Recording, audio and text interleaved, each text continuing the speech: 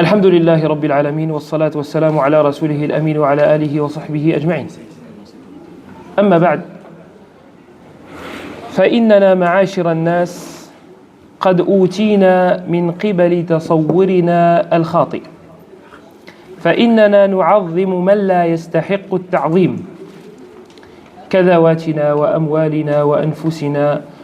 وقد يأتي على المرء أشياء تطرأ عليه في حياته فيعظم الجن ويعظم أميرا ويعظم ملكا، فقد أوتينا من قبل تصورنا الخاطئ، ونتج من ذلك نتائج سوء. يقول الله سبحانه وتعالى: وأنه كان رجال من الإنس يعوذون برجال من الجن فزادوهم رهقا. Nous, en tant qu'êtres humains, nous avons été trompés. Nous avons été trompés, pourquoi?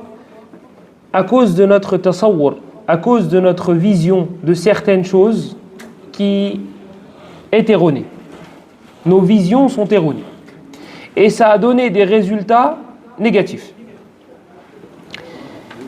Et parmi ces éléments-là, sur lesquels nous nous sommes trompés sur la réalité de celle-ci, le fait d'immensifier. Alors on a tendance à immensifier nos propres personnes. On a tendance à immensifier nos passions. On a tendance à immensifier les djinns. On a tendance à immensifier les anges. Et on a tendance à immensifier et à immensifier. Le problème, c'est que ce calcul-là donne un faux résultat. Quel est ce faux résultat? C'est que les humains, bien certains parmi les êtres humains, se sont dirigés vers ces choses-là qu'ils immensifient pour les adorer. Parce que plus une chose sera immensifiée, plus il sera facile de se soumettre à celle-ci. Les humains ont peur des djinns. Alors qu'est-ce qu'ils ont fait? وَأَنَّهُ كَانَ رِجَالٌ مِّنَ الْإِنسِ يَعُوذُونَ بِرِجَالٍ مِّنَ الْجِنِّ مِنَ الْإِنسِ وأنه كان رجال من الإنس يعوذون برجال من الجن فزادوهم رهقا يعني خوفا وذنوبا Regardez, ils avaient tendance, ces êtres humains, à immensifier les djinns. Qu'est-ce qu'il s'est passé? Ils ont cherché refuge auprès des djinns pour être protégés. Vous le voyez, encore aujourd'hui, dans nos pays, tu te dis pourquoi il y a des traces de sang sur le mur? Tu te dis parce qu'en fait on vient d'acheter la maison, il faut la protéger. La protéger de qui? De quoi et comment? En fait, dans nos traditions, c'est égorger une bête et répandre le sang sur les murs. Mais tu sais ce que veut dire cette tradition? C'est une offrande pour que les djinns protègent ta maison. Et après, ils n'arrivent même pas à se protéger eux-mêmes. Ils n'arrivent même pas à se protéger eux-mêmes. Sulayman alayhi salam, il était mort devant eux. Ils ne le savaient même pas. Ils ne le savaient même pas. Quand est-ce qu'ils l'ont su? Quand ils ont vu que son bâton est tombé. Là, ils se sont dit, je crois que Sulayman alayhi salam est tombé et que son bâton a été dévoré par les bêtes. Ils ont vu que Sulayman, ils se sont dit, là il est mort. C'est celui-là que tu vas adorer? C'est chez celui-là que tu veux chercher refuge et protection? Tu as vu? Le calcul est mauvais, donc le résultat est mauvais. Qu'est-ce qu'ils ont fait ces gens-là? Allah subhanahu wa ta'ala nous raconte dans Surat al-Jinn. Il y a parmi les humains des hommes qui ont cherché refuge auprès des djinns. Le résultat, فَزَادُوهُمْ رَهَقًا. Cela leur a rajouté de la peur. Toi, tu cherches à ce qu'ils te rassurent, tu as encore plus peur. Tu as encore plus peur. Mais c'est dû à un calcul qui était mauvais. Et certaines personnes se dirigent vers les anges. Mais l'ange, il ne peut rien faire, si ce n'est par l'autorisation d'Allah. Si ce n'est avec l'autorisation d'Allah. Donc ça sert à quoi que je lui demande en fait? قال الإمام ابن القيم رحمه الله تعالى في طريق الهجرتين ومنها هنا خذل من خذل ووفق من وفق فحجب المخذول عن حقيقته. Il dit Ibn al-Qayyim rahimahullah dans son livre Tariq al-Hijratain, il dit, et c'est à partir d'ici que khudila man khudila, qu'a été humilié celui qui a été humilié et qu'a été guidé celui qui a été guidé. Il dit فحجب المخذول عن حقيقته. L'humilié On a mis un voile entre lui et la réalité de ce qu'il est. وأنسي نفسه فنسي فقره وحاجته وضرورته إلى ربه. Le makhdoul, l'humilié, il a oublié qui il était, la réalité de sa personne, c'est-à-dire rien. Tu n'es rien et tu n'as rien. Mais lorsque tu l'oublies, tu penses l'inverse. Tu penses être tout. Ah oui, monsieur, il est intelligent, il a des diplômes, et il a un travail, et il a une épouse, et il a des enfants, et il a une voiture. Ben non, je suis pas rien, je suis tout. Tu es rien. Parce que sans l'aide d'Allah, tu n'aurais pas eu tout ça. Donc en réalité, tu es rien. Et tu ne vaux rien. Si tu as quelque chose, c'est grâce à Allah. Si les gens parlent bien de toi, c'est grâce à Allah. Tu n'as aucun mérite. Tu n'as aucun mérite. Eh bien, lorsqu'Allah subhanahu wa ta'ala veut humilier un de ses esclaves, il lui fait oublier cela. Cette partie-là, il l'oublie. Par contre, lorsqu'Allah subhanahu wa ta'ala veut du bien pour une personne, écoutez, il nous dit وفق من وفق ومن ها هنا وفق خذل من خذل ووفق من وفق فحجب المخذول عن حقيقته وأنسي نفسه إلى آخره. Il dit lorsqu'Allah veut égarer quelqu'un, lorsque cette personne-là est humiliée, il lui fait oublier la réalité de sa personne. Il lui fait oublier la réalité de ce qu'il est. Parce que lorsque tu te rends compte que tu n'es rien, qu'est-ce qui se passe? Tu te diriges vers celui qui a tout. Et c'est là que les portes du bonheur et du bien s'ouvrent à toi. C'est à partir d'ici. ومن عفوا فبقدر تعظيمك للأمر يأتي الذل والانكسار. Donc en fonction de l'image que tu as d'une chose, plus tu vas immensifier cette chose, plus tu vas te soumettre à elle. On m'a fait le reproche de dénigrer les femmes, donc on va continuer. Parce que je fais l'inverse de ce qu'on me demande. Regardez certains hommes, garçons, comme ça on ne met pas de guillemets, qui sont prêts à tout pour une femme. Pour une femme. Et si ça se trouve, à la fin, elle le jette et elle dit « je veux plus de toi ».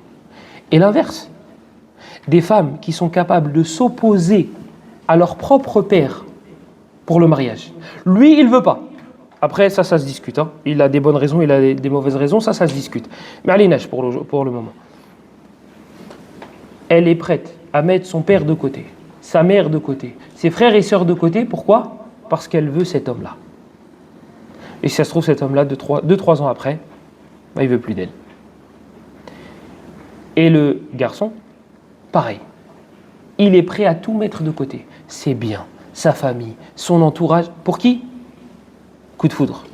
Et le coup de foudre, il la lâche peut-être quelques années après. Vous voyez? Plus on immensifie quelqu'un, plus on immensifie quelque chose, plus on se soumet facilement. فَتَعَالَوْا بِنَا نَتَعَرَّفْ عَلَى عَظَمَةِ اللَّهِ سُبْحَانَهُ وَتَعَالَى. Venez, on va méditer un petit peu sur la grandeur de celui qu'on est censé adorer, sur celui qui mérite d'être immensifié. On va voir, à travers des récits, à travers des versets, à travers des hadiths, s'il mérite cette immensification ou non. On laisse nos passions de côté et on se met à méditer sur ce qu'Allah subhanahu wa ta'ala nous a mis à disposition. On voit si celui qui a fait cela mérite d'être immensifié ou non. فمن دلائل عظمته سبحانه وتعالى أن له ملكا واسعا لا تحيط به العقول سبحانه وتعالى. ومن ذلك عالم الروح التي بين جنبينا لا نعرف حقيقتها مع التطور ومع الأشياء التي وصلنا إليها لا نستطيع أن نعبر عن الشيء الذي بين جنبينا. وقد صدق الله عز وجل إذ يقول ويسألونك عن الروح قل الروح من أمر ربي وما أوتيتم من العلم إلا قليلا. سبحانه وتعالى. Venez, on va méditer sur quelques points. Et on va voir si celui qui est à l'origine de tout cela mérite d'être immensifié ou non. Regardez l'étendue de son royaume. Regardez l'étendue de sa royauté. Regardez tout ce qu'il nous a mis à disposition. On va prendre point par point. Malgré les avancées, malgré les machines, malgré l'intelligence, malgré... Personne n'arrive à définir la réalité de l'âme. Personne n'arrive à nous dire, avec le scanner là, je l'ai vu, c'est bon, elle est dans un bon état. La tienne, il lui reste 1 an à vivre. Personne. Personne n'est capable. On sait tous qu'on a une âme. Les kuffars savent qu'ils ont une âme. Et pourtant, ils n'arrivent pas à expliquer ce que c'est. Mais ils sont tous d'accord pour dire, ou presque tous, mais il y en a, on ne prend pas la divergence en considération. Ils ne sont pas dignes de réfléchir, donc on les laisse sur le côté. On parle des humains qui ont une cervelle. Ils sont tous d'accord pour dire qu'on a une âme. Taïb, c'est quoi? Explique-moi c'est quoi. Ne me donne pas son effet. Ne me dis pas avec ça il y a la vie. Ça c'est pas une définition. Ça c'est pas une définition. Oui, si elle sort, tu meurs, etc. Je veux la réalité de la chose. Je veux la réalité de la chose. C'est quoi cette âme? Explique-la moi. Décris-la moi. À quoi elle ressemble? Elle est dans notre corps. Et Allah subhanahu wa ta'ala l'avait dit il y a plus de 1400 ans. Et il t'interroge au sujet de l'âme. وَيَسْأَلُونَكَ عَنِ الرُّوحِ قُلِ الرُّوحُ مِنْ أَمْرِ رَبِّي. Dis, c'est une affaire qui appartient à mon Seigneur. وَمَا أُوتِيتُم مِّنَ الْعِلْمِ إِلَّا قَلِيلًا. Et vous n'avez que très peu de science. Tu es incapable d'expliquer quelque chose qui est partout. Partout. Et tu es incapable de l'expliquer. Tu es incapable de la décrire, cette âme-là. فالروح تسكن في جسد كل إنسان ومع ذلك يعجز البشر عن وصف حقيقتها أو بيان ماهيتها وقد خلقها الله عز وجل ولن يستطيع أحد أن يخلق مثلها. On va passer à une deuxième étape là. Est-ce que, malgré les avancées, quelqu'un a réussi à créer une âme? Oui, il a fait Mercedes, et l'autre il a fait Tesla, et la voiture elle avance toute seule. Oui, elle avance toute seule, mais des fois elle fait des dégâts quand même. Ouais, mais c'est une intelligence artificielle. Attends, regarde, plus simple que ça. Allah il a lancé un défi. Il y a plus de 1400 ans. Il n'y a personne qui l'a relevé. Qu'est-ce qu'il y a? Vous faites les sourds et les muets? Vous faites les aveugles? Laissez les voitures de côté. Allah il vous a lancé un défi. Relevez-le. إن الذين تدعون من دون الله لن يخلقوا ذبابا ولو اجتمعوا له وإن يسلبهم الذباب شيئا لا يستنقذوه منه ضعف الطالب والمطلوب. Regardez, il n'y a rien de plus humiliant que ton adversaire, que le fait que ton adversaire te lance un défi et que tu n'y arrives pas. T'imagines? Il dit t'es nul. Tu sais même pas courir. Toi, qu'est-ce que tu dis à l'intérieur de toi? Mais si je cours, il va me mettre une pointe. En plus, je vais avoir un point de côté au bout de 20 mètres. Donc qu'est-ce que tu fais? Tu te tais. Et tu le laisses. Parce que tu sais très bien que tu vas te taper la chouma. Regardez, l'islam, c'est pas bien. L'islam, c'est moche. L'islam, voleur. L'islam, les femmes. L'islam, je sais pas quoi. Ok, laissons ça de côté. Allah vous a lancé un défi qui date de plus de 1400 ans. Relevez-le.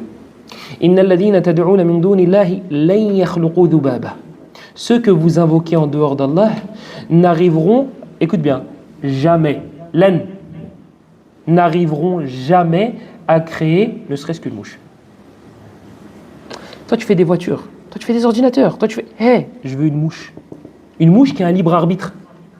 Pas un truc automatique, non, je veux une mouche. Regardez comment Allah subhanahu wa ta'ala les a mis au défi. Il n'a pas dit créer une montagne, il n'a pas dit créer des grandes choses. Une mouche. Et personne n'a relevé le défi, les gars. Personne n'a réussi à relever le défi. Une mouche. Attends. Allah, il va plus loin.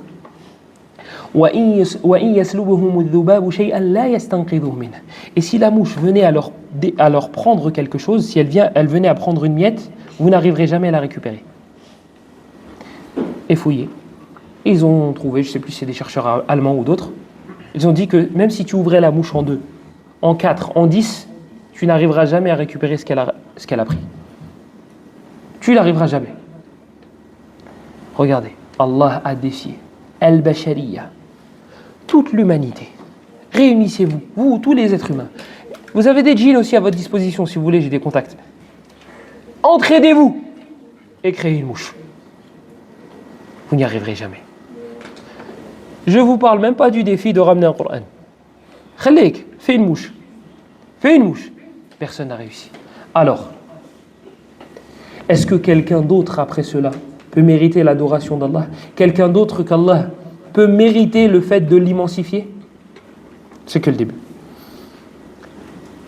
Al-Malaïka. خلقهم الله عز وجل ومن عجائب مخلوقاته سبحانه وتعالى الملائكة هذا الخلق العظيم يقول الله عز وجل عن الملائكة الحمد لله فاطر السماوات والأرض جاعل الملائكة رسلا أولي أجنحة مثنى وثلاث ورباع طيب معقول جناحان طيب أربع الله أكبر معقول ثلاث طيب parmi les créations, les créatures étonnantes d'Allah subhanahu wa ta'ala, les anges. Allah il nous dit dans le début de la sourate 35, sourate Fatir, qu'il a créé les anges dotés de 2 ailes, de 3 ailes, de 4 ailes, yazidu fil khalqi ma yasha. Et il rajoute dans la création ce qu'il veut. Ça veut dire qu'il y en a qui ont 5, 6, 7, 8, et Jibril 600. Je ne sais pas ce que tu as dit. J'ai entendu 100. Ah, 700. J'en ai rajouté 100. 600. Naam. Sittoumi ati janah. On va citer le hadith. J'ai une question. Un ange qui a 3 ailes, la 3e, tu la mets où? Tu la mets où? Me dis pas, il vole de travers. Ah, ça, c'est pas possible, ça. Ça, c'est pas possible. 3e, tu la mets où? Et pourtant, il y en a qui ont 3 ailes. Il y en a qui ont 3 ailes. Ramenez-moi quelqu'un ou quelque chose qui a réussi à faire quelque chose de semblable. Ramenez avec... Vous savez quoi? Ils peuvent s'aider de ce qu'ils veulent. Ils peuvent appeler qui ils veulent. Ramenez-moi une créature avec 3 ailes qui vole correctement. 3 c'est bon. 4, 5. في الصحيح من حديث عبد الله بن مسعود أن النبي صلى الله عليه وسلم رأى جبريل له 600 جناح قد سد الأفق. Jibril alayhi salam, il en a 600. Tu les mets où les 600? Où est-ce que tu mets les 600? Le prophète sallallahu alayhi wa sallam, lorsqu'il l'a vu, Jibril alayhi salam remplissait son champ de vision. Jibril alayhi salam remplissait son champ de vision. C'est pas pour rien que le prophète sallallahu alayhi wa sallam est descendu de la grotte et il est parti voir Khadija et il lui dit Zammilouni, couvrez-moi. Il avait peur. Il avait peur, alayhi salatu wassalam. Il vient de voir un ange. Lui, il était dans une grotte de base. Il méditait, il s'isolait. Et du jour au lendemain, il y a un ange immense, l'ange le plus immense. Et lui dit Iqra. Il dit mais moi je sais pas lire. Et il l'attrape et il le serre fort. Hatta balagha minni al-jahd. Il dit jusqu'à ce que j'ai eu beaucoup de mal à respirer. Et il lui dit Iqra. Il dit mais je sais pas lire. Et il l'attrape une 2e fois et une 3e fois. Et c'est normal qu'il descende et qu'il ait peur. 600 ailes, Yari. 600 ailes, tu t'imagines la créature? Toi, tu es impressionné, tu es en bas d'une chose que les créatures ont fait. Et qui n'ont pas créé. Les humains ne créent pas. Ils les assemblent. Ils prennent des matériaux, ils prennent des choses qu'Allah leur a mis à disposition et fait des assemblages. Ils disent, t'as vu, je suis le créateur de ça. Tu es le créateur de rien du tout. Le créateur, c'est celui qui crée à partir de rien. C'est ça le créateur. Toi, tu as assemblé des pièces qu'Allah t'a mis à disposition. Tu veux créer, enferme-toi dans une pièce, avec rien. Vas-y, crée, bismillah. C'est ça, créer. Et c'est ce qu'Allah subhanahu wa ta'ala fait. Toi, tu es en bas, parfois, d'un bâtiment ou d'un parc d'attractions. Tu es impressionné par les lumières et par la taille du machin. Et tu te dis, subhanallah. Oui, subhanallah. Mais tout ça, ça a été fait avec ce qu'Allah a laissé à disposition. Ils n'ont aucun mérite, ces gens-là. Aucun. وجاء أيضا في الحديث في سنن أبي داود حديث جابر بن عبد الله أظن رضي الله عنهما أن النبي صلى الله عليه وسلم قال أذن لي أن أحدث عن ملك من حملة العرش ما بين شحمة أذنه إلى عاتقه مسيرة 700 سنة هذا ملك من ملائكة الله لا ندري هل هو أصغرهم أو هل هو كبيرهم الذي نعرفه أن الله أذن لمحمد صلى الله عليه وسلم أن يحدث عن هذا الملك. Regardez, un parmi les anges, Allahu a'lam, est-ce que c'est un des plus petits? Est-ce que c'est un des plus grands? Muhim, le prophète nous a dit, il m'a été autorisé de vous parler d'un des anges qui porte le trône. Il dit, entre le lobe de son oreille et son épaule, il y a une distance de 700 ans. 700 ans. Même si c'est en marchant avec une... Marche extrêmement lentement. Et dis-toi, là, tu as marché pendant 3 heures. Tu n'as pas encore fait la distance. T'es loin. 700 ans. 700 ans de marche. Entre le lobe de son oreille. Su'ali. Man alladhi khalaqahu? Moi, ma question, c'est, si ça, c'est une créature, ça, c'est un des anges, mais que dire de celui qui l'a créé? Parce que ça fait partie de la création d'Allah. Mais que dire de celui qui l'a créé? On va continuer. حفظ السماوات والأرض وعدم تعبه سبحانه وتعالى. ومن صور عظمته سبحانه وتعالى أنه يحفظ السماوات والأرض أن تزول أو أن تسقط على إحداهما على الأخرى كما قال سبحانه وتعالى في آخر سورة فاطر. قال سبحانه وتعالى إن الله يمسك السماوات والأرض أن تزولا ولئن زالتا إن أمسكهما من أحد من بعده. Et parmi les choses étonnantes qui montrent l'immensité d'Allah subhanahu wa ta'ala, c'est le fait que ce soit le seul à être capable de maintenir les cieux pour ne pas qu'ils s'affaissent, pour ne pas qu'ils tombent. Ma question, qui, si Allah subhanahu wa ta'ala décidait d'arrêter de retenir les cieux, qui pourrait prendre cette responsabilité et cette charge sur ses épaules? On a plein d'objets et plein de matériaux, plein de choses à notre disposition. Quel est l'objet selon vous qui pourra faire office de gardien pour ne pas que le ciel tombe? Quel contact avez-vous pour ne pas que le ciel tombe? Qui est capable d'attraper les cieux? Cerise sur le gâteau. وَلَا يَؤُودُهُ حِفْظُهُمَا. Allah subhanahu wa ta'ala nous dit dans Ayat al-Kursi, et cela ne le fatigue pas. Cela n'est pas difficile pour lui. وَلَقَدْ خَلَقْنَا السَّمَاوَاتِ وَالْأَرْضَ فِي سِتَّةِ أَيَّامٍ وَمَا مَسَّنَا مِن لُغُوبٍ. Et nous avons créé les cieux et la terre et aucune fatigue nous a touchés. Quel Seigneur tu vas adorer si tu sais qu'il se fatigue? C'est pas un Seigneur.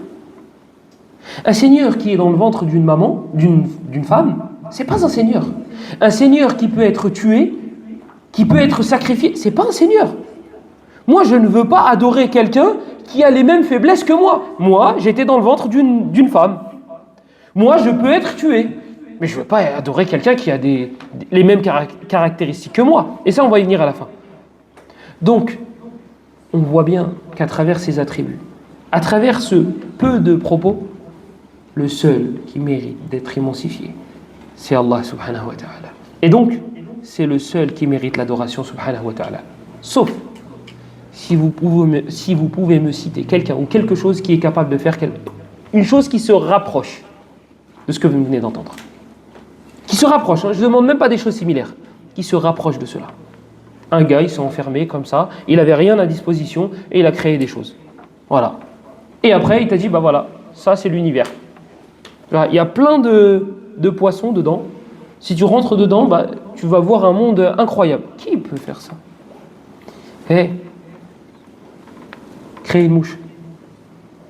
Créer une mouche, après on parlera d'un univers et d'un monde, etc. Créer une mouche. Tu n'arrives pas à créer une mouche? Récupère ce qu'elle t'a pris. Tu n'y arrives pas? Dirige-toi vers Allah subhanahu wa ta'ala parce que lui est capable de bien plus que cela.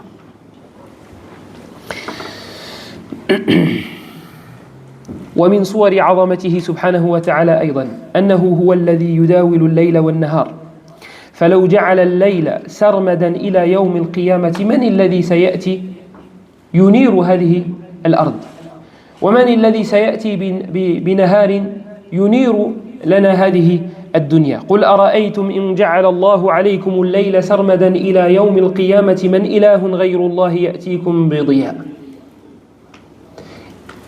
Et regardez un autre signe qu'on voit tous les jours.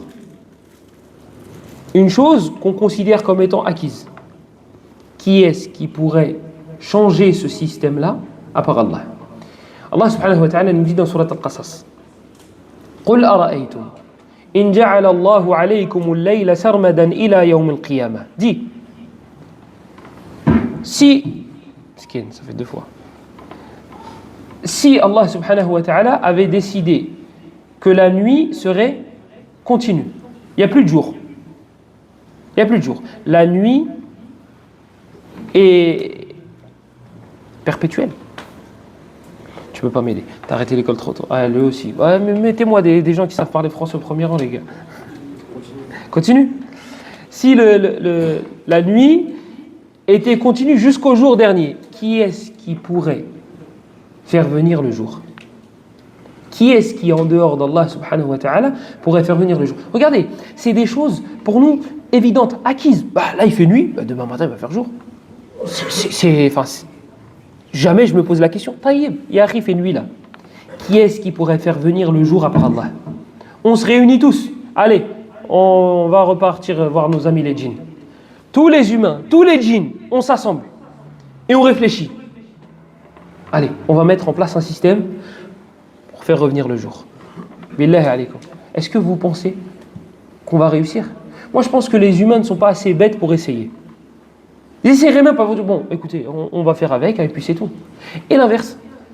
Si Allah subhanahu wa ta'ala avait décidé de faire en sorte que le jour soit continu, plus de nuit, qui est-ce qui pourrait faire partir le jour pour faire venir la nuit? Personne en dehors d'Allah subhanahu wa ta'ala. Et si vous avez quelqu'un, alors dites-le moi. Pour qu'on puisse changer de ma'boud, pour qu'on puisse changer d'adorateur. Parce que c'est celui qui mérite l'adoration parce qu'il est capable de tout cela et parce qu'il est le seul à être capable de tout cela. S'il n'est plus le seul, ça y est, il a des collègues. Wa hashah, wa subhanah, wa ta'ala Allahu amma yaqulu adh-dhalimun. 'uluwan kabira. Et vous n'y arriverez jamais. Et Allah subhanahu wa ta'ala a mis au défi les gens depuis longtemps. Et personne n'a jamais relevé le défi. Sauf quelques petits malins, mais qui devaient être déséquilibrés mentalement. Vous connaissez sûrement l'histoire de Musaylama al-Kadhdhab. Celui qui a commencé à inventer un Coran. Wal-wabr, etc., etc. Il a commencé à dire n'importe quoi. Amr ibn al-As qui était à côté de lui, cette histoire est rapportée par Ibn Kathir, rahimahullah. Amr ibn al-As, il est à côté de lui, il est kafir. Il est mécréant à ce moment-là, Amr ibn al-As. Il ne s'était pas encore converti à l'islam. Il lui a dit Wallahi, innaka la ta'lam, anni a'lam annaka kadhab. Hadaï, il invente un Coran. Amr ibn al-As, il est à côté, il n'est pas encore musulman. Il dit Wallahi, tu sais que je sais que tu es un menteur. Al-Fitra, c'est sa nature qui parle. Tu es en train de raconter n'importe quoi. Tu viens d'inventer quelque chose. Il n'arrive même pas à inventer une petite surah. Une petite. Wal asr innal insana lafi khusr. Miskin, il a voulu couper, il a voulu faire un mix entre l'asr et le fil, et il a fait un petit mélange, il s'est dit ça va passer crème. Hada il est kafir, il lui dit Wallahi innaka la ta'lam anni a'lam annaka takdhib. Il dit Wallahi, tu sais que je sais que tu es un menteur. C'est sa nature saine qui parle. Pourquoi? Parce que les Arabes étaient persuadés que ce Coran n'émanait pas de Mohammed. Impossible. Ça ne sortait pas de sa bouche à lui, ça ne sortait pas de sa tête, alayhi salatu wassalam. Et c'est ça dont ils avaient peur. Et c'est pour ça qu'entre eux, ils se disaient n'écoutez pas ce Coran, faites du bruit, préoccupez-vous avec autre chose pendant que la récitation est faite. Faites du bruit pour ne pas écouter le Coran, parce que s'il arrive à leurs oreilles, ça y est, c'est fini. Et c'est pour cela qu'Allah subhanahu wa ta'ala a ouvert certaines soirs avec Alif Lam Mim. Alif Lam Mim Sad. Kaf, Ha, Ayn, Sad, Hamim, etc. Pourquoi? Pour que les mécréants se disent mais attends, qu'est-ce qu'il raconte? Alif Lam Mim, attends, on va écouter. Et ils écoutent la suite. Et paf, ça y est, c'est rentré. Ça, c'est une des explications que les Mufassirun ont données. Et ça rentre. Regardez, Jubayr ibn Mut'im, il rentre à Mecca, il est kafir. Il ressort, il est mécréant. Et il est musulman. Qu'est-ce qu'il a fait? Qu'est-ce qui s'est passé? Il y a eu un débat? Non. صلى محمد صلى الله عليه وسلم المغرب بأصحابه فسمع جبير بن مطعم النبي صلى الله عليه وسلم يؤم الناس بسورة الطور فلما بلغ قوله تعالى أم خلقوا من غير شيء أم هم الخالقون أم خلقوا السماوات والأرض بل لا يوقنون قال فكاد قلبي أن يطير في رواية أخرى في صحيح البخاري قال وذلك أول ما وقر الإيمان في قلبي آيات فقط تتلى عليهم Regardez, ce miracle qui est encore d'actualité. Il suffisait qu'il soit récité, c'est tout, devant des personnes qui maîtrisaient l'arabe, pour savoir que ça vient pas de Mohammed. Ça ne peut pas émaner d'un être humain. Jubayr ibn Mut'im, il rentre à Mecca mécréant, il ressort musulman. Il est rentré comment? Il a fait un débat, il a Mohammed, Abu Bakr, ensuite Othman. Il s'est dit, bon, bah, vas-y, Omar, il va me faire, je vais me convertir à l'islam, ensuite je ressors. Non, là, rien du tout, pas de débat. Il est rentré, il a vu Mohammed sallallahu alayhi wa sallam, il a entendu surat al-Tur, il a dit, fakada qalbi an yatir. Il a dit, mon cœur a failli s'échapper de ma poitrine. Juste avec des versets qui sont récités. Rappelez-vous, c'est ce que je vous ai dit la dernière fois. Le prophète sallallahu alayhi wa sallam, parfois, il montait sur le minbar. Il récitait quelques versets et il descendait. Il faisait la salat. C'était le khutbah. Pourquoi? Parce que c'est le Coran. Aujourd'hui, plus tu parles, et plus on fait tes éloges. Aujourd'hui, tu peux trouver des conférences d'1 heure sans aucun verset récité. Il te dit, oh, lui c'est l'imam de France. Lui c'est numéro 1, lui. Ou il est dans le top 5. Top 5 en partant d'en bas, si tu veux. Mais top 5 en partant d'en haut, qu'est-ce qu'il fait là? Si c'est pas pour me réciter la parole de mon Seigneur et la parole de mon prophète, sallallahu alayhi wa sallam, il n'a rien à faire ici. Il n'a rien à faire ici. Parler, mais moi je veux pas qu'il me parle, moi. Moi je veux qu'il me cite la parole de mon Seigneur. Qu'est-ce que veut mon Seigneur de moi? Qu'est-ce que mon prophète m'a dit de faire et de dire? Tu veux parler? Explique-moi ce qu'Allah m'a dit. Tu m'expliques ces propos-là. Tu m'expliques les propos de mon prophète. Mais je veux pas que tu me parles. Donc parmi les choses qui prouvent sa grandeur, subhanahu wa ta'ala, c'est que personne à part lui, personne en dehors de lui, ne pourra faire venir la nuit s'il décide de laisser le jour. Et l'inverse aussi. ومن صور قدرته سبحانه وتعالى أنه هو الذي يجري الماء وينزل الغيث قل أرأيتم إن أصبح ماؤكم غورا فمن يأتيكم بماء معين. Si Allah subhanahu wa ta'ala décidait de ne plus faire descendre d'eau du ciel, Allah subhanahu wa ta'ala, s'il décidait de faire en sorte qu'il n'y ait plus d'eau sur terre, pas en nous l'enlevant. Ta bouteille de cristalline reste. Mais au bout d'un moment, il n'y en aura plus. Taïb. Comment faire pour récupérer de l'eau? Tu vas monter avec un avion et tu vas essorer les nuages. Essaye. Subhanallah al-azim. Regardez. Et ça c'est ajib. Beaucoup de personnes pensaient que les nuages étaient très légers. Attends, tu vas dire c'est logique. Bah oui, on passe avec des avions, on les transperce, on les trucs, c'est léger. Et Allah subhanahu wa ta'ala nous dit qu'ils sont lourds. Et ils ont découvert que c'était extrêmement lourd. Tu veux l'explication? Allah est capable de tout. Et nous sommes capables de rien. Et ça, c'est le résumé du tawhid. Ya ayyuhan nas, antumul fuqara'u ila Allah. Wallahu huwal ghaniyyul hamid. Idha fahimta hadhihi al-ayah, tabayyana laka ma ma'na at-tawhid. Lorsque tu comprends ce verset, tu comprendras qu'est-ce que veut dire le tawhid. Ô vous les gens, vous êtes les pauvres et c'est lui le riche par excellence. Et tu es le pauvre, excusez-moi du terme, mais par excellence. Tu n'as rien, tu ne mérites rien. Tu n'es rien et tu ne seras rien. Il est tout. Subhanahu wa ta'ala. Tu ne mérites rien. C'est lui qui te donne par sa grâce. Lorsque tu vois les choses de cette manière, tu te dis, je ne peux demander qu'aux riches. Ça veut dire que Sayyid là qui est enterré, il est pauvre. Là, lui là, qui est enterré, ouais mais il était pieux, ouais mais il est pauvre. Il est pauvre. Sa nature, c'est l'être humain, il est pauvre. C'est un ange, il est pauvre. Il dépend de quelqu'un. Il ne peut rien faire sans l'aide d'Allah. Il ne peut rien faire sans l'autorisation d'Allah. Pourquoi je passe par lui alors? Pourquoi tu veux que je passe par un mort qui est aussi pauvre que moi?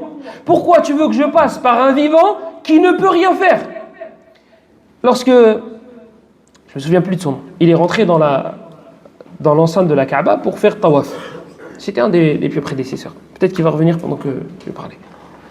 Il est rentré pour faire tawaf, pour tourner autour de la Kaaba. Et un des gouverneurs qui voulait lui rendre un service. Ah, c'est un alim, il est respecté, je vais lui rendre un service. Allahu a'lamu bi gharadi. Je ne connais pas son intention. J'ai du mal avec mes propres intentions, je ne vais pas expliquer les intentions des gens. Pourquoi il voulait lui rendre un service, je ne sais pas. Donc le gouverneur, il attrape le savant et il lui dit, Tu veux pas me demander quelque chose, un service? Il dit, j'ai honte de demander à autre qu'Allah dans la maison d'Allah. Je suis à Mecca, je suis devant la Kaaba. Je ne vais pas te demander à toi autant que je demande à Allah.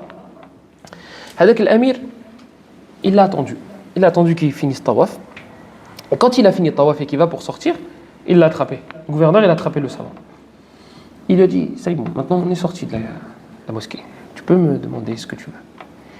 Et le alim, il lui a dit, parmi les choses de la vie d'ici-bas ou de l'au-delà, tu veux, je peux te demander quoi? Des choses de la dunya ou des choses en rapport avec l'au-delà? Elle a dit, ah non, la dunya. À l'au-delà, je ne peux rien faire. Il a dit, la dunya, je ne la demande pas à celui qui l'a. Vais-je la demander à celui qui ne l'a pas? Tu n'as rien. Tu n'es rien. Tu crois avoir. Wallahi alladhi la ilaha illahu. Ce que tu as dans tes mains appartient à Allah. Il l'enlève quand il veut. Il le reprend quand il le veut. On t'a berné, on t'a trompé. On t'a fait croire que tu méritais quoi que ce soit. Tu ne mérites rien. C'est mahdu fadlillah. Ça vient de la part d'Allah subhanahu wa ta'ala. C'est une grâce de sa part. C'est un cadeau de sa part. Tu ne mérites absolument rien. Il te dit de faire des choses, tu les fais, il te récompense. Car il est shakour. Car il est reconnaissant subhanahu wa ta'ala. Yu'til kathir fi muqabalati al-qalil. Il est karim, il donne beaucoup en échange de peu. C'est vrai. Mais ça ne veut pas dire que tu mérites quoi que ce soit. Parce que même l'acte que tu viens de faire, via lequel Allah t'a donné quelque chose, c'est grâce à lui. Ça revient à Allah subhanahu wa ta'ala.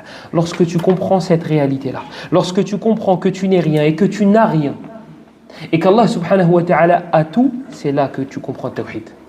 C'est là que tu comprends que tout ce qui t'entoure ne pourra t'atteindre que si Allah l'a décidé. Que ce soit du positif ou que ce soit du négatif. Lorsque tu comprends que l'être humain qui est fait de chair et de sang ne peut rien pour toi, ne peut rien, ni te faire quelque chose de négatif, ni t'apporter du bien, c'est là que tu commences à comprendre le tawhid. C'est là que tu commences à comprendre qu'Allah subhanahu wa ta'ala, c'est lui qui mérite ton adoration. ومن دلائل عظمته سبحانه وتعالى أنه يبين لعباده ضعف من يعظمونه فترى أحدهم ملكا أو أميرا أو مديرا يصيبه الله عز وجل بمرض نسأل الله أن يعافينا وأن ينقل الأمراض إلى أعدائنا الذين يعذبون إخواننا نسأل الله أن يمزقهم تمزيقا الله سبحانه وتعالى يصيب هؤلاء المعظمين بأمراض لا تخطر ببال هؤلاء كانوا معظمين من قبل الناس ولكن الله عز وجل أراد أن يبين لهم أنه لا ينازعه أحد في ملكه ولا في كبريائه ولا في عظمته ولا في عبوديته. Et parmi les sagesses d'Allah subhanahu wa ta'ala qu'on trouve lorsqu'il envoie certaines épreuves, c'est qu'il fait en sorte qu'une personne immensifiée injustement, une personne, que ce soit un roi, que ce soit un président, que ce soit un tyran, Allah subhanahu wa ta'ala fait en sorte qu'il tombe malade. Il lui envoie une maladie, elle existait qu'au Moyen-Âge. Ils ne savent pas ce qu'il a. Ils ne peuvent même pas lui donner un nom, ils disent virus. Voilà. Il est malade de la tête aux pieds. Il perd tout, du jour au lendemain. Mais il était immense aux yeux de tout le monde, oui. Mais Allah subhanahu wa ta'ala a voulu te montrer par sa sagesse que celui-là ne peut pas être comparé à Allah. Que celui-là, il est touché par une maladie. Vous savez, des fois, je regarde les dernières infos et on découvre qu'il y a des moustiques qui peuvent te tuer. On est aussi faible que ça. Un moustique peut te tuer. Et toi, malgré cela, tu te sens immense et tu te sens grand. Toi, tu t'ouvres un tout petit peu, hein, tu fermes un tiroir sur ton doigt, c'est ouvert pendant 20 minutes, il en parle. Oh, mais c'est en train de cicatriser, je sens que c'est en train de cicatriser, c'est ouvert, subhanallah, ça me fait mal, t'as pas un pansement. Est-ce que je peux faire tayammum ou bien j'essuie dessus? Une petite ouverture, parce qu'il sent que le vent est en train de rentrer et ça lui fait mal. Il te dit, regarde, c'est profond. Mais c'est profond de rien du tout. Ça, c'est la réalité de l'être humain. Ça, c'est la... Mais parfois, Meskin, il oublie. Il oublie. Donc Allah subhanahu wa ta'ala, il lui envoie une maladie. Il lui rappelle sa réalité. Tu n'es rien. Un petit truc de rien du tout peut te gâcher la vie. Un enfant, il te fait tomber quelque chose sur ton pied. Ça y est, c'est la fin du monde. Sur le bout du doigt. Sur le bout des orteils. Le doigt de pied, c'est pas français. Ça y est. Pendant 20 minutes, monsieur, il a mal. Tu es faible. Tu es faible. Tu ne peux rien, tu n'es rien et tu n'as rien. Donc parfois, Allah subhanahu wa ta'ala, par sa sagesse, il va éprouver des gens qui sont immensifiés aux yeux des gens. Lui, c'est le roi. Lui, il a tout réussi. Lui, c'est, subhanallah, il a l'argent, il a les femmes, il a la notoriété, il n'est pas malade. Du jour au lendemain, Allah, il lui enlève tout. Ou bien, il lui envoie une maladie. Il a tout le reste, hein, mais il ne peut plus en profiter. Alors, il est où le roi? Il est où celui qui est immense? Ça y est, zala mulkuh. Zala mulkuh. D'un instant à un autre. Ça y est, toute sa royauté ne vaut plus rien. Et Allah subhanahu wa ta'ala est resté dans son royaume. Il est resté le roi. Rien n'a été enlevé, rien n'a été augmenté, rien n'a été ajouté. Son royaume n'a pas bougé, subhanahu wa ta'ala. Donc, billah alik, qui est plus en droit de mériter l'adoration? Quelqu'un qui peut voir sa vie se terminer à cause d'un insecte? Ou bien le Seigneur des univers qui ne peut pas être atteint par quoi que ce soit? Innakum lan tablughu durri fatadurruni wa lan tablughu naf'i fatanfa'uni. Dans le hadith al-ilahi al-qudsi, si vous préférez. فقل لي من الذي سيكشف ضر هذا المريض هذا المصاب من الذي سيكشف ضره؟ يقول الله سبحانه وتعالى وإن يمسسك الله بضر فلا كاشف له إلا هو. Donc dis-moi, quelqu'un qui a atteint d'une maladie, et on a tous dû en connaître, on a tous dû... Bref, vous avez compris ce que je voulais dire. Il est où le frère qui m'avait dit tout à l'heure? On a tous connu des personnes touchées par la maladie. عجز الأطباء في علاجه بل عن التشخيص فقط. التشخيص يعني ما نوعية هذا المرض، ما نوعية هذا المرض، ما الذي أصابه. أحيانا لا يستطيعون أن يعبروا عنه لأنهم جهلة لا يعرفون شيئا. فكيف يأتي بالعلاج؟ Parfois, tu vois des gens qui tombent malades, qui vont dans les hôpitaux, et ne serait-ce que le nom de la maladie, ils ne peuvent pas te trouver. La chose qui l'a atteinte, on ne sait pas. Allez voir le cardiologue. Ils vont voir le cardiologue, et il va voir l'autre qui va regarder la tête, il va regarder le cerveau, il n'y a rien qui va, je ne sais pas ce qui ne va pas. Et il va faire des analyses, coloscopie, etc. On ne sait pas ce qu'il a. Essayez la ruqya. Ça peut marcher aussi, ça peut être une raison. Mais il a tout essayé. Ils ont fait les meilleurs médecins. Ils ont voyagé. Personne ne trouve quoi que ce soit. Taïb, si on n'arrive même pas à trouver ce qui ne va pas, comment parler d'un médicament ou d'un remède? Donc, celui qui t'a touché est le seul à être capable de te retirer ce qu'il t'a mis. Et si Allah subhanahu wa ta'ala te touche avec un mal, personne ne pourra le retirer, illahu, sauf lui subhanahu wa ta'ala. Regardez dans Surat Fatir, il le dit d'une autre manière.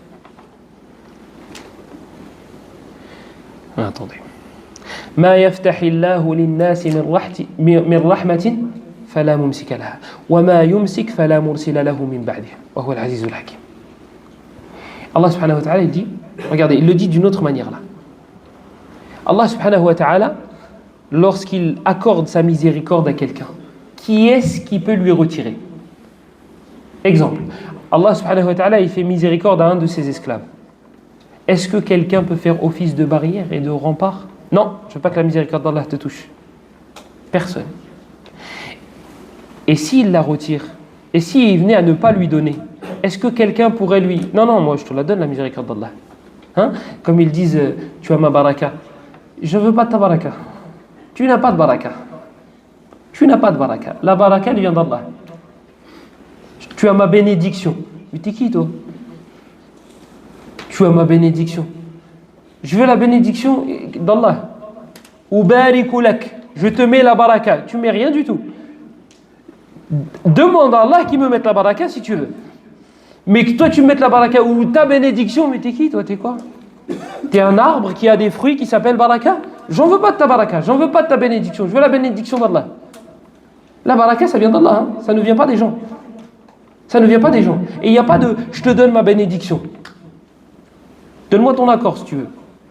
Et encore, si vous avez compris de mes propos que ça parle que de mariage, les hommes n'ont pas besoin de l'autorisation de leur père ni de leur mère. Radiya man radiya wa sakhita man sakhita. Celui qui est content, c'est tant mieux. Celui qui n'est pas content, c'est tant pis.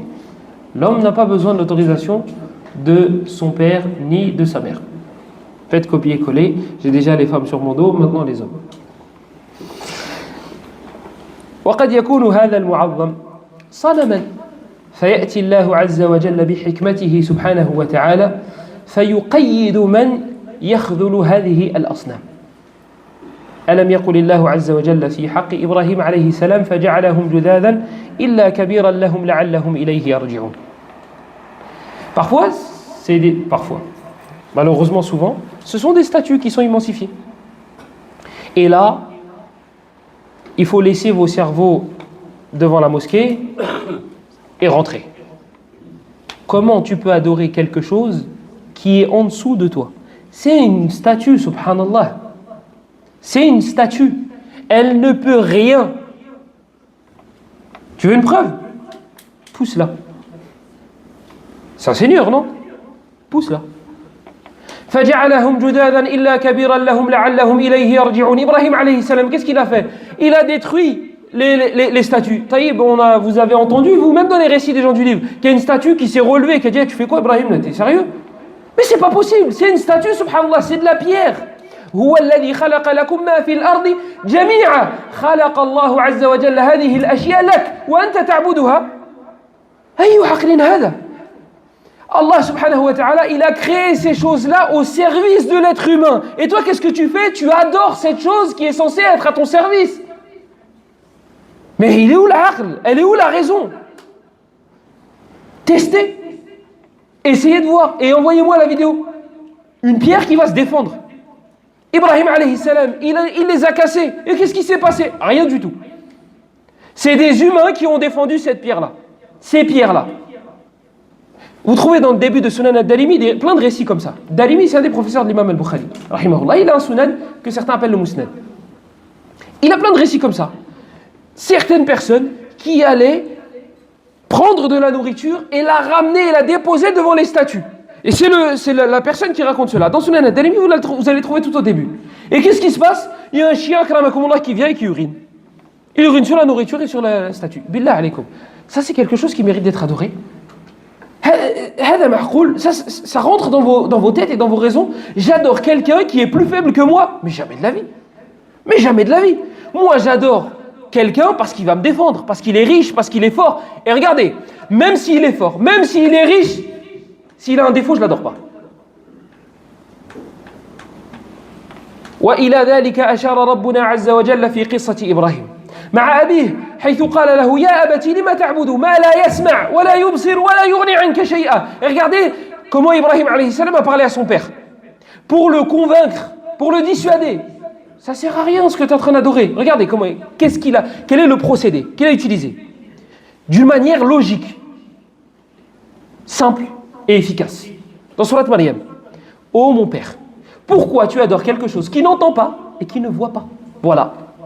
Là, il est en train de lui faire comprendre, si la chose que j'adore n'est pas parfaite, n'a pas des attributs parfaits, mais je ne peux pas l'adorer. Moi, je vois. Ton truc, il ne voit pas. Donc déjà, là, si on devait faire des calculs, même si tu n'es pas fort en maths, c'est lui qui est censé m'adorer. S'il y en a un qui doit adorer l'autre, forcément, c'est lui qui est censé m'adorer. Hein, parce que moi, je peux le protéger, là. Taïb, il n'entend pas. Billah alaykoum, quelqu'un qui n'entend pas, qui ne voit pas, qui n'est d'aucune utilité, je vais aller l'adorer? Ah ouais? Et il va me faire quoi? Il va me faire quoi? Qu'est-ce qu'il va me trouver comme solution dans mon... Il va me trouver un emploi. La statue là qui ne bouge pas. Aïn al-uqul. Où sont parties les raisons? Aujourd'hui, jusqu'à maintenant, dans nos pays, il y a des mausolées des personnes enterrées et on leur demande. Et vous trouvez ça normal, vous, de demander à quelqu'un qui ne parle plus? Vous trouvez ça normal, vous, de demander à un vivant qui demande à un mort? Pareil. Regardez, on prend juste la logique. Je lui mets un coup de pied, il fait quoi? Bah rien. Il peut mettre un coup de pied, lui? Ah non, il n'a plus rien. Ah, peut-être les os. Ah oui, mais s'il me tape avec son os, moi j'ai un os et de la peau. Ah, c'est moi qui vais gagner. Ça, si on prend que d'un aspect, d'un point de vue logique. Il n'entend pas, il n'a plus d'âme. Son âme, elle n'est plus dans son corps. Son corps est en train de se détériorer. Moi, je vais demander à lui, jamais de la vie. C'est pas possible. Donc, où sont passées nos raisons? Lui, là, celui qui est enterré, il adorait qui de son vivant? Il s'adorait lui-même? Non. Il ne pouvait pas s'adorer lui-même. Quoique, j'ai déjà vu dans certaines vidéos des personnes qui disent « Je suis Dieu ». Alhamdulillah anna rabbana huwa rabbuna. Parce que si, vu la tronche de ce gars-là, ça peut pas être un Dieu, c'est pas possible.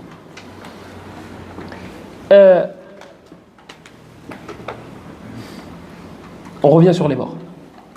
Comment je peux adorer quelqu'un qui est moins complet que moi? On va rapprocher l'image. Moi, j'ai un enfant de 3 ans. Et moi, je lui demande l'autorisation avant de sortir. Et lui, il sort quand tu veux. Vous trouvez ça logique, vous? C'est moi son père. C'est lui le fils. Et c'est moi qui lui demande l'autorisation. Hey, Souhail, je peux sortir dehors? Je vais réfléchir. Bon, bah, je vais dans ma chambre. Vous, là, vous vous dites, c'est pas possible. C'est impossible. 30 ans, 3 ans. Et j'ai le statut de père. Il a le statut de fils, aux dernières nouvelles. Et on inverse la donne. Lui, il vient me voir, il me dit, hey, m'attends pas. Je rentre pas ce soir. Et il me jette les clés comme ça. C'est pas possible. Pourquoi? Parce que je suis plus complet que lui. Je suis plus complet que lui. En tant que personne de 30 ans, je suis plus complet qu'un enfant de 3 ans. Donc logiquement, s'il y en a un qui doit demander à l'autre, bah c'est lui qui doit me demander. Et pas là, enfin, il va pas me demander de sortir à 3 ans, mais vous m'avez compris dans mon image. Et Allah appartient les plus beaux exemples. Il est tout à fait logique, il est tout à fait concevable, il est tout à fait normal que nous adorions Allah et que nous n'adorions rien en dehors de lui. Je ne peux pas demander à quelqu'un qui a moins que moi. Allez, une autre image. Tu as 50 000 euros sur ton compte. Tu as besoin d'argent, tu vas aller demander à celui qui a 5 euros sur son compte. Il est ni au RMI, ni au RSA, ni rien du tout. Il est à la maison, il joue à la play, il mange des chips. Pour vous, c'est logique d'aller lui demander de l'argent? C'est pas logique. J'ai plus d'argent que lui. S'il y en a un qui doit demander à l'autre, c'est lui qui doit me demander. J'ai 50 000. Et nous, on trouve ça logique d'aller demander à quelqu'un qui est enterré. Il est mort. Wallah, s'il pouvait te parler, il t'aurait jeté ses os sur ton visage, il t'aurait va adorer Allah. Je ne te serai d'aucune utilité. Et wallahi, thumma wallah, que ce sera le premier à se désavouer. Non, moi je n'ai rien demandé, moi. Moi je ne lui ai pas dit de m'adorer. Mais oui, parce que lui, il ne mérite rien. La mort l'a touché. S'il pouvait repousser un mal, il l'aurait repoussé sur lui-même, mon ami. Zama, il va repousser le mal qui va t'atteindre, toi, et lui, il n'a pas réussi à l'esquiver. Mais tu es malade. Tu es fou. Donc, en dehors d'Allah, qui a des caractéristiques qui méritent? Regardez, allez, on va aller plus loin. Les anges. Qu'est-ce qu'Allah nous dit les concernant? يَخَافُونَ رَبَّهُمْ مِنْ فَوْقِهِمْ وَيَفْعَلُونَ مَا يُؤْمَرُونَ أَنَا لَا أَسْتَطِيعُ وَلَا أَتَصَوَّرُ أَنْ أَعْبُدَ شَيْئًا يَخَافُ شَيْئًا آخَرَ. Moi, je ne peux pas adorer quelqu'un ou quelque chose qui a peur d'une autre chose. Allah subhanahu wa ta'ala, il nous parle des anges. Il dit subhanahu wa ta'ala, يَخَافُونَ رَبَّهُمْ مِنْ فَوْقِهِمْ. Ils craignent leur Seigneur qui est au-dessus d'eux. Bah, c'est simple. Moi, là, quand tu me lis ce verset, je vais dire, bah, je vais adorer celui qui craigne. Celui qui fait peur aux anges. Celui qui sont en train de craindre, bah, je vais aller tout là-haut. Je vais adorer Allah. Pourquoi je vais passer par les anges? Ils ont peur d'Allah. Ça veut dire qu'en gros, si j'adore les anges ou si je demande quelque chose aux anges, bah, ils vont aller voir Allah et me dire, est-ce que je donne ou je donne? Bah, autant que j'aille direct là-haut. Si toi, tu as accès au directeur, pourquoi tu veux passer par la secrétaire qui est miskena et c'est même pas ce qu'elle fait là? C'est une fille du bled, on lui a fait un petit contrat comme ça, miskena, on lui a passé le SMIC, le patron il est content, elle est contente, tout le monde est heureux au village, et voilà. Mais je passe par le patron direct, moi je veux pas de la secrétaire. Attention, on ne compare pas les anges aux secrétaires. أكرمهم الله عز وجل وشرفهم وهم لا يعصون الله ما أمرهم ويفعلون ما يؤمرون ولكن في قضية العبادة لا يستحقون شيئا. Je ne compare pas les anges aux secrétaires, mais dans le domaine de l'adoration, ils ne méritent rien. Ils ne méritent absolument rien. Pas presque rien. Rien. Taïb, des anges, des créatures qui ne désobéissent jamais à Allah. Je ne peux pas les adorer. Je n'ai pas l'autorisation de les adorer. Et il n'est pas logique, avec ceux que vous venez d'entendre, puisqu'ils ont peur d'Allah, de les adorer. Vais-je adorer quelqu'un qui désobéit à Allah? Et même les capacités des humains ne se rapprochent même pas des capacités des anges. Donc du coup, même en termes de capacité, je ne peux pas les mettre à égalité. طيب خير من الملائكة. Muhammad sallallahu alayhi wa sallam, meilleur que les anges. Muhammad, peut-être que c'est une exception. Parce que Muhammad sallallahu alayhi wa sallam, c'est quand même l'homme qu'Allah a choisi. C'est la meilleure des créatures. Allah l'a choisi pour son meilleur des livres, pour le meilleur des livres. Allah subhanahu wa ta'ala l'a mis en avant. Wa innaka lamina al-mursalin. Allah il l'atteste et il appuie que Muhammad est un messager et que c'est le meilleur des messagers. Ana sayyidu waladi Adam yawm al-qiyamah fi sahih Muslim wa ziyadatu at-Tirmidhi wa la fakhr. Il dit je suis le maître des enfants de Adam le jour de la résurrection. C'est lui qui va intercéder. Stop. Qui va intercéder? C'est pas Seigneur. Il doit intercéder pour qu'Allah subhanahu wa ta'ala commence le jugement. C'est pas Seigneur. Et regardez dans les textes. Qul inni umirtu. Dit j'ai reçu l'ordre de. Stop, c'est pas un Seigneur. Il a reçu l'ordre de. Ça veut dire que c'est pas un prophète. Afwan, hasha. Ça veut dire que ce n'est pas un Seigneur. قل أعوذ برب الفلق قل هو الله أحد قل أعوذ برب الناس قل يا أيها الكافرون. Là vous voyez pas, il n'y a pas quelque chose qui vous interpelle. Ne faites pas comme l'autre zindiqa dans un de nos pays qui a dit il faut enlever les qul. Faut t'enlever toi. On n'a pas besoin de ton stylo rouge. Elle a dit il faut enlever les qul. Ça sert à rien. C'est toi qui sers à rien.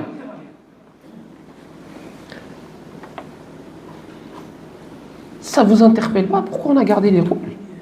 Pourquoi Allah subhanahu wa ta'ala a décidé de sauvegarder son Coran de cette manière-là? Il aurait pu enlever les dis, ya Muhammad.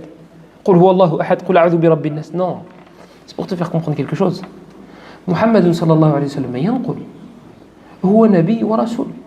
ولكن لن يأتي التشريع من قبله فهو لا يشرع هو يبلغ التشريعات. Regardez, c'est un appel pour nous dire, c'est un clin d'œil pour nous dire, Muhammad sallallahu alayhi wa sallam ne légifère rien du tout. Il répète ce qu'Allah lui a dit de dire. Il va les dire avec ses mots, alayhi salatu wa sallam, si c'est dans la sunna. Si c'est dans le Coran, il va le dire avec les mots exacts. Avec les mots exacts que Jibril lui a transmis. Voilà, ton Seigneur a dit cela dans le Coran. Mais ça veut dire qu'il transmet. Ça veut dire qu'il y a quelqu'un au-dessus. C'est-à-dire que Muhammad sallallahu alayhi wa sallam, ça ne vient pas de lui. Ça vient d'au-dessus de lui. Alors pourquoi tu veux que j'adore celui qui est en dessous et que je délaisse celui qui est au-dessus? Qu'est-ce qu'il y a? Il y a un rempart? Il faut passer par Muhammad? D'accord, on passe par Muhammad, on adore Muhammad. Je veux juste que tu me montres où est-ce qu'il y a écrit qu'il faille passer par Muhammad. Tu me fais ça, il n'y a pas de problème. J'adore Muhammad matin, midi et soir et j'appelle à l'adoration de Muhammad. Mais ce n'est pas ce que j'ai trouvé dans le Coran. Moi, ce que j'ai trouvé dans le Coran, c'est qu'Allah subhanahu wa ta'ala lui a ordonné de dire qu'il n'était qu'un esclave. بل في أشرف المقامات وصفه الله عز وجل بأنه عبد وأنه لما قام عبد الله يدعوه سبحان الذي أسرى بعبده. والآية الثالثة وإن كنتم في ريب مما نزلنا على عبدنا فهو عبد. وعندما تشهد الشهادة العظمى تشهد أن رسول الله صلى الله عليه وسلم هو رسول الله وهو عبده. فهو ليس كسائر العباد ولكن فهو رسول ليس كسائر العباد ولكنه عبد. فلا أستطيع أن أعبد عبدا. Lorsque tu médites sur le Coran, tu vois qu'Allah subhanahu wa ta'ala n'a pas mis Muhammad sallallahu alayhi wa sallam au statut de seigneur. Non, tu le vois au contraire, que lorsqu'Allah fait les éloges de Muhammad, il le décrit comme étant son esclave. Il le décrit comme étant son esclave. Les trois endroits dans le Coran. Cela a été cité par Ibn Taymiyyah dans l'Uboudiyya et l'a suivi Ibn al-Qayyim rahimahullah ta'ala dans plusieurs de ses ouvrages. Il y a 3 passages où Allah subhanahu wa ta'ala fait les éloges de son esclave Muhammad sallallahu alayhi wa sallam et met en avant sa place. Pourquoi il met en avant sa place? Parce que ce sont les 3 positions les plus nobles. Ad-da'wa. Wa man ahsanu qawlan mimman da'a ila Allah. C'est la place la plus noble, c'est da'wa, le fait d'appeler Allah. Quand Allah il parle du fait que Muhammad sallallahu alayhi wa sallam a appelé à Allah, il l'a décrit comme étant un abd, un esclave. C'est une façon de te dire, t'as vu la place la plus noble? Je t'appelle de la manière la plus noble. Tu es un esclave. وأنه لما قام عبد الله يدعوه في آخر سورة الجن. مقام التحدي, lorsqu'Allah subhanahu wa ta'ala a défié les Arabes de ramener un Coran similaire. وإن كنتم في ريب مما نزلنا على عبدنا. Et si vous avez un doute sur ce qui a été révélé sur notre esclave, alors ramenez quelque chose de similaire. Voilà. C'est une des places les plus nobles. On est en train de mettre au défi al-bashariya. On est en train de mettre au défi tout le monde pour dire que le Coran est une vérité. On l'appelle comment? L'esclave. Parce que c'est un sharaf. Et le 3e endroit, on a dit dans Surat? Non, lui il joue pas. Ils sont avec moi. Isra. Hassan. Subhanalladhi asra bi'abdihi. Là, c'est une des positions les plus nobles aussi. Allah subhanahu wa ta'ala a élevé Muhammad sallallahu alayhi wa sallam. Il lui a parlé. Et comment il le décrit? Abd. C'est une façon de te dire que la place la plus noble que tu puisses atteindre en tant que créature, c'est l'esclavage. Mais attention, pas comme les autres définissent l'esclavage. Les femmes, elles sont soumises à leurs hommes. On est soumis à Allah. Et nous sommes honorés de nous soumettre à Allah subhanahu wa ta'ala. À l'heure où vous vous soumettez aussi sans que vous vous en rendiez compte parce que vous êtes aveuglés. Et quand je dis vous, je parle des koufars. Comme ça, il n'y a pas d'ambiguïté possible. Je parle des koufars. Vous voulez un argument tiré du Coran? Afara'ayta man ittakhadha ilahahu hawa. Il n'y a personne qui adore rien. On vous a vendu du rêve. On vous a défini la liberté comme étant faire ce que vous voulez. Si tu fais ce que tu veux, tu vas faire ce que ton âme veut, ce que ton diable va te dicter. Moi, je suis libre. Je sors en boîte, je sors avec les filles, je bois ce que je veux, je mange ce que je veux. Personne ne me restreint. Faux. Tu suis les passions de ton âme. Et il n'y a personne de plus triste que ces gens-là. Alors qu'ils prétendent être les plus heureux. Il n'y a personne de plus malheureux qu'une personne qui a suivi les pas de son ennemi, le diable. Le diable. Ce sont les personnes les plus مضطربين في حياتهم وفي عقولهم وفي أمورهم الشخصية. Ce sont les personnes les plus مضطربين perturbées, jazakallahu khairan. Perturbées, instables. Ils ne savent pas ce qu'ils veulent. Il faut que je reprenne ma vie en main. Mais non, tu es libre. Tu es libre, tu veux reprendre quoi en main? Qu'est-ce que tu veux faire? En fait, il a besoin d'un code pénal. Il a besoin de règles pour avancer. Mais ces règles-là, peut-être qu'il ne les connaît pas. Et peut-être qu'on lui a décrit ces règles-là comme étant la prison. Ne suis pas la religion, tu vas être trop fermé. Wallahi, c'est les gens les plus heureux. Si tu es triste et tu suis la religion, c'est que tu ne suis pas la bonne religion. On t'a mal transmis la religion. Parce qu'une des causes principales pour être heureux, c'est le fait de suivre la religion. Taha, ma anzalna alayka al-Qur'ana litashqa, idhan anzalnahu litas'ad. Nous n'avons pas révélé le Coran pour que tu t'attristes. Du coup, c'est simple. S'il ne l'a pas révélé pour qu'on s'attriste, il l'a révélé, pour qu'on se sente heureux. Et regardez les épreuves qui ont touché nos savants, qui ont touché nos prophètes. Et c'était les plus sereins dans leur vie. Wallahi, si tu médites sur la vie du prophète Muhammad sallallahu alayhi wa sallam et que tu réfléchis, une seule de ces catastrophes serait suffisante pour la dépression jusqu'à la fin de ta vie. Vous avez des enfants? Imaginez-vous votre enfant qui marche encore à 4 pattes. Votre petit garçon que vous attendiez avec impatience. Il atteint les 1 an et demi, 2 ans, et Allah il le prend, et vous l'enterrez. Il finit en dessous de la terre. Dans quel état vous allez vous retrouver? Wallahi, juste de s'imaginer, ça nous détruit. Taïb, Allah il t'en donne un deuxième et tu l'enterres. Qu'est-ce que tu en dis? Taïb, Allah il te donne 7 enfants. tu en enterres 6. Qu'est-ce que tu en dis? Tu enterres la mère de ses enfants qui était la femme la plus merveilleuse de cette terre, Khadija.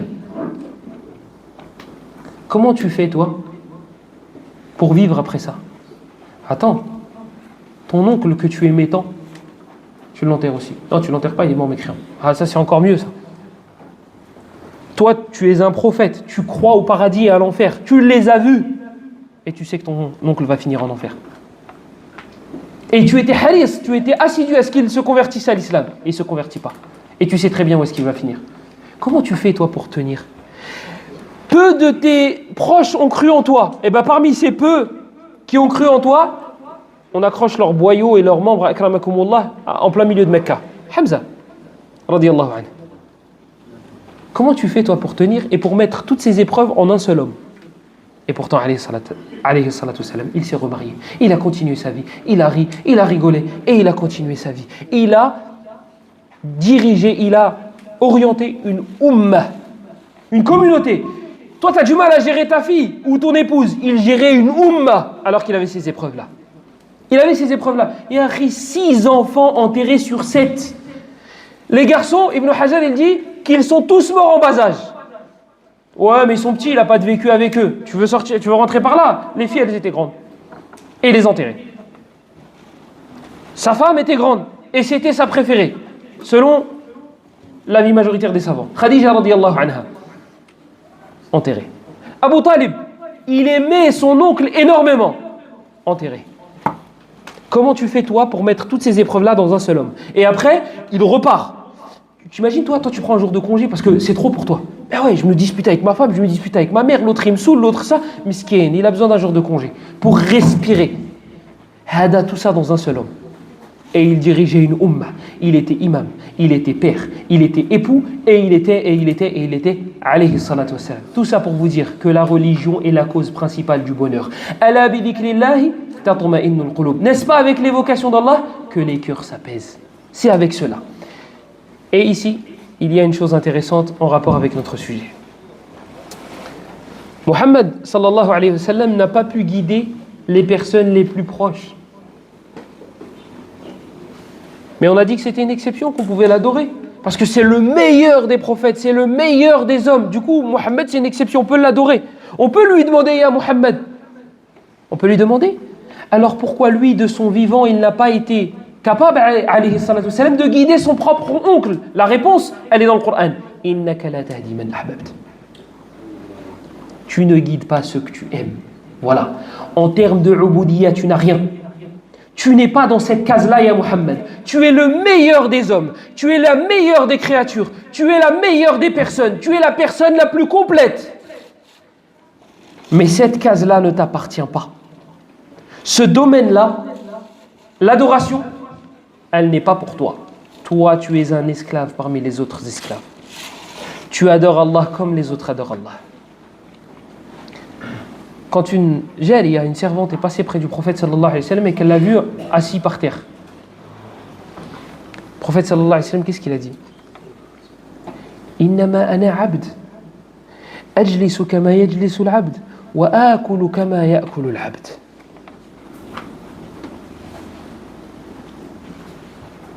Il dit alayhi salatu wa sallam, lorsqu'il était par terre en train de manger, il dit: je suis qu'un esclave.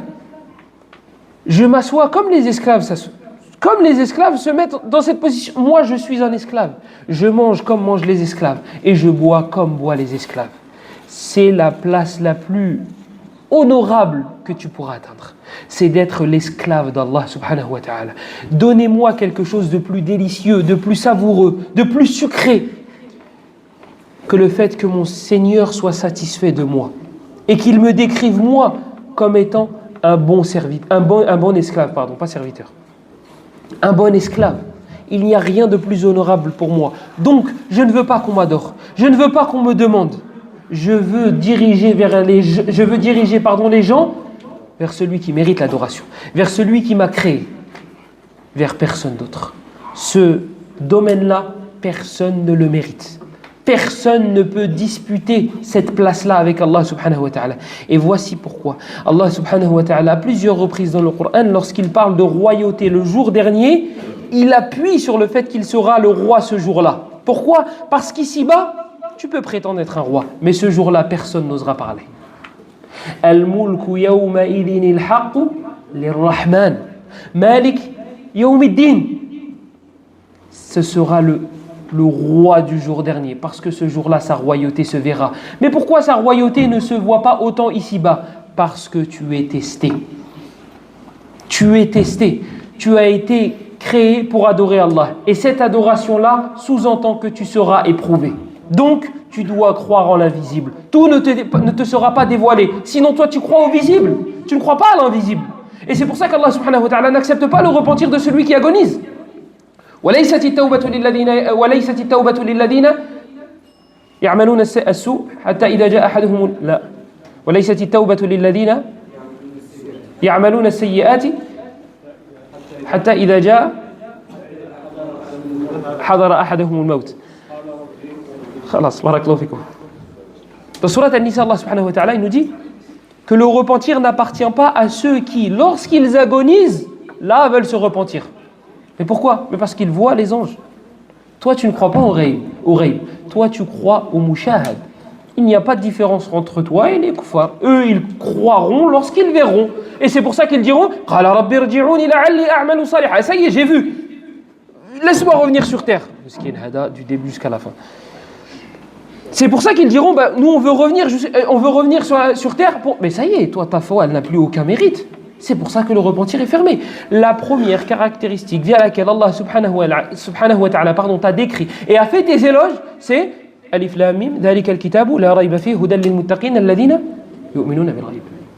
Si tu ne crois pas en l'invisible, il n'y a pas de différence entre toi et les kuffars. Donc, Allah subhanahu wa ta'ala t'a créé pour t'éprouver, pour que tu l'adores.